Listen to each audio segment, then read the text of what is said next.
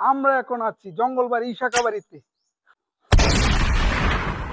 কিশোরগঞ্জ জঙ্গলবাড়ি ইশাকাবাড়িটি মূলত একটি দুর্গ ছিল, যা ইশাকার তার দ্বিতীয় রাজধানী এবং সামরিক ঘাঁটি হিসেবে ব্যবহার করতেন। এটি 1585 সালে ইশাকা তার দখলে আসে এবং তিনি এখানে কিছু স্থাপনা নির্মাণ করেন। ঐতিহাসিক স্থানটি বর্তমানে জঙ্গলবাড়ি দুর্গ নামে পরিচিত।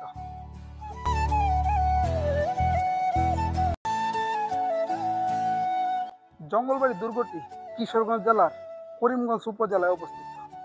এটি নরসুন্দা নদীর তীরে অবস্থিত একটি ঐতিহাসিক স্থান। 1585 সালে ইশাকা কোচ রাজা লক্ষণ হাজরা ও রাজা রাম হাজরা পরাজিত করে এই দুর্গটি দখল করেন। এখানে আরো অনেক কিছু স্থাপনা আছে। কিছুদিন আগে অনেকে জানতে পারছেন যে এখানে কিছু খনন করা হইতেছে, কিছু নতুন স্থান পাওয়া গেছে। তো এই স্থানগুলো আমি এখন আপনাদের ঘুরে দেখাবো। পুরো ভিডিওটি না জেনে অবশ্যই আমাদের সঙ্গে থাকবে। এদিক ধারে অনেক সুন্দর একটা দৃশ্য রয়েছে। শাখার ব্যাকগ্রাউন্ডের যে জায়গাটা আছে, ওই জায়গাটা অনেক সুন্দর। এখানে শুক্রবারে আসলে কিংবা ঈদের পরে যদি আপনারা আসেন, তাহলে অনেক মানুষ দেখতে পারবেন। আপনারা বুঝতে এখন আমি ওই জায়গাটা যাবো, যে জায়গাটাতে কিছুদিন আগে একটা খনন কাজ চলতেছিল, ওই জায়গাটা যাবো, কিন্তু বৃষ্টির কারণে আপাতত বন্ধ রয়েছে। আপনারা আসেন। তো গাইস, এইটাই হচ্ছে সেই জায়গা যেখানে কিছুদিন আগে খনন কাজ চলতেছিল।